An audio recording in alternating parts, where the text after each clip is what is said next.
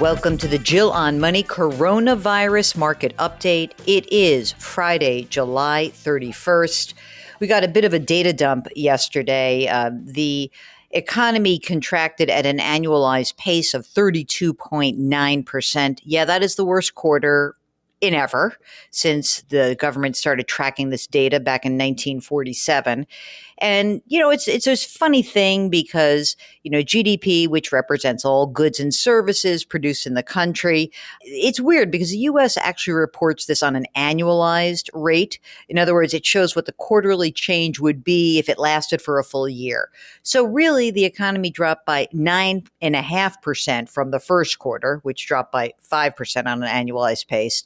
But, these are just horrible numbers. And, it's actually, when you think about it, I think the worst quarter during the Great Recession was an annualized pace of a drop of 8.4%. So we're talking about 4 times that. Bad. It's bad. Also, we got new numbers on weekly jobless claims with another more than 1.4 million people claiming unemployment benefits. Continuing claims, the number of people receiving benefits increased, but the total number of people on all forms of unemployment benefits, including the programs that were enacted for self-employed and gig workers, that's at 30.2 million, and that did come down just a bit. But oof, I'll tell you, these numbers are something else. I mark it. Sometimes it's hard to even say this. I did a TV hit on this in real time, and boy, it was kind of scary, even though I was expecting it. So anyway, that being said, if you have a question about the economy, feel free to give us a holler. Our email address is askjill@jillonmoney.com. That's askjill@jillonmoney.com.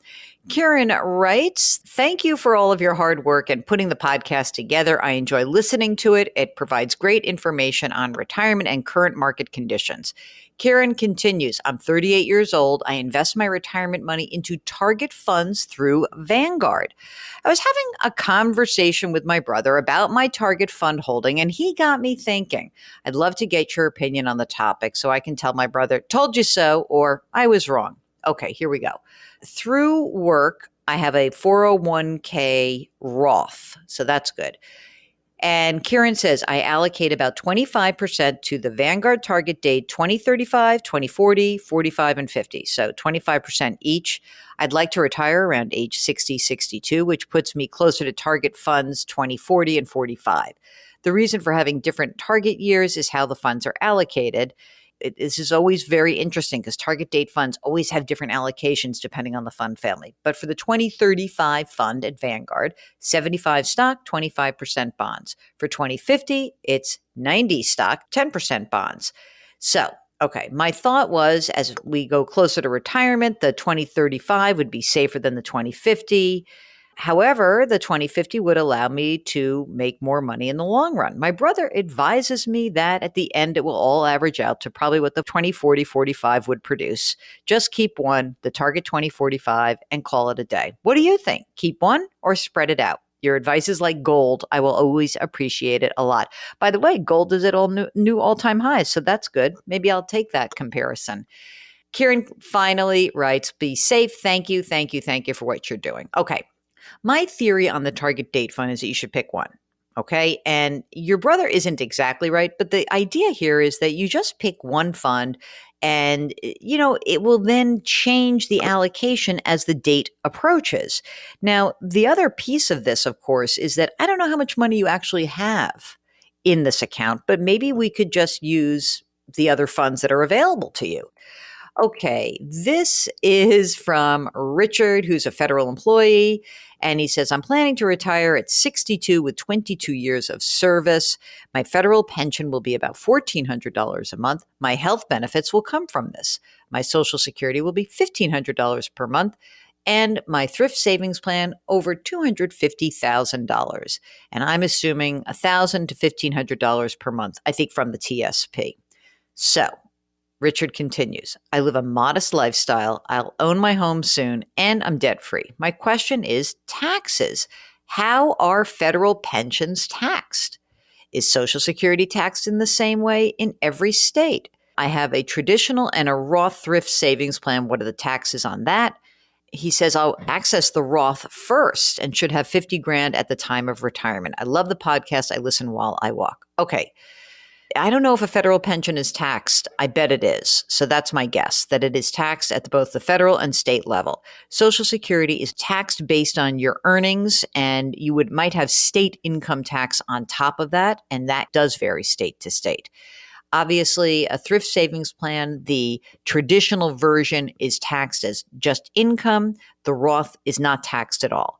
Just so you know, Richard, I think you should not access the Roth first. In fact, your Roth should be the last dollars you access so that it continues to grow.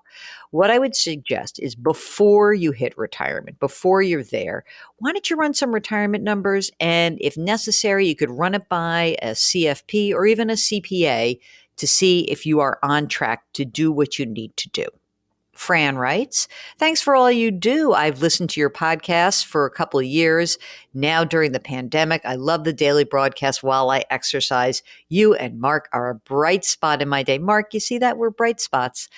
All right, Fran's 68. She's single, and she's been retired from primary career for 10 years. I have a pension of 50 grand a year plus Social Security of $32,000 a year.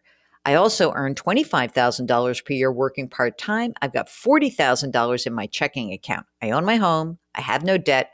My expenses are $65,000 to $75,000 a year. I'm comfortable in my situation, but I do have a question about my retirement accounts. My assets include a traditional IRA at Schwab valued at $425,000 and a Schwab private client after tax account, which she pays for advice on, $1.4 million. I have a 401k at Fidelity, and it is valued at $1.9 million in a Target 2015 fund. Okay, here's a question. I'm considering moving my 401k from Fidelity to Schwab, but I don't want to include it in an advised account and pay the associated fees. I'd like to keep it in a target fund. I'm considering this transfer for the potential convenience when I start taking my minimum distributions in several years. Can you advise me on the wisdom of such a move? Is there an advantage or disadvantage to having everything at one company? I am happy dealing with Schwab. Can I move a 401k from one company to another? Would it remain a 401k? Love to have your input. Thanks for all that you and Mark do to keep us on our toes financially. Okay, Fran, I love this idea. The wisdom is it's much easier to manage in one place. So we always love the idea of consolidation. If you're happy dealing with Schwab, then continue dealing with Schwab. The best thing that you can do is contact just the general Schwab line and see if the traditional IRA at Schwab, whether you can move the old 401k into that traditional IRA, and that might make your life really easy. Now, there may be an interim step. It really depends. It may be that you have to first put the money into an IRA rollover account, which would receive those 401k funds, and then roll it into your traditional IRA. So there may be an interim step, but it's a very easy step. It's paperwork. Schwab will help you, I promise.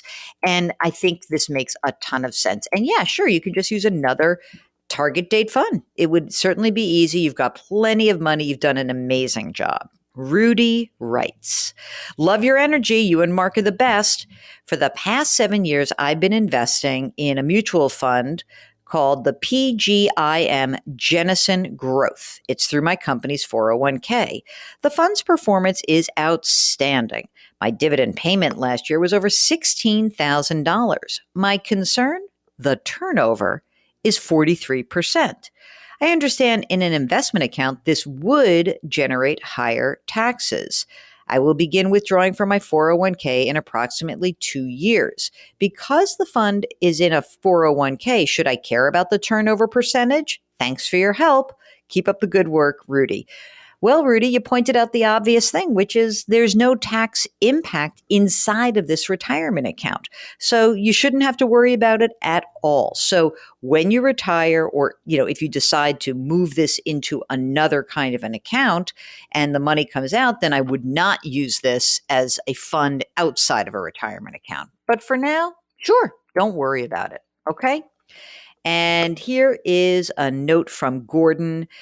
Dear Jill, just a quick thumbs up for devoting the human social consequences in your column today. This is of the pandemic. Financial advice columns usually are nuts and bolts information. We are living in perilous times, and yes, inequality exists on many levels. So thank you for reminding readers that finance is not an equal opportunity employer. So Gordon is referring to a blog post that I wrote about income inequality. What I keep thinking about is that the shape of the recovery really, it looks more like a K shaped, where if you have money, your fortunes are rising. If you don't have money, they are sinking. So that's it. That's the show for today. I know we're heading into a weekend. Mark, who's our guest this weekend? Oh, this weekend we have a great guest. He is my pal. His name is Dane Holmes, and we are going to talk about how to upgrade the whole world of diversity and inclusion and do so with a smarter approach. So Dane Holmes is going to be the guest this weekend. You're going to love him. So with that, I say, please, please, please go to the website, jillonmoney.com.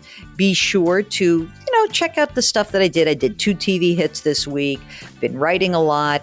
And of course, you can sign up for our free weekly newsletter, and you can subscribe to this podcast. Maybe you would pass it along to somebody. You can subscribe on Apple, Spotify, Stitcher, radio.com, Google Play, anywhere else you get your favorite podcasts.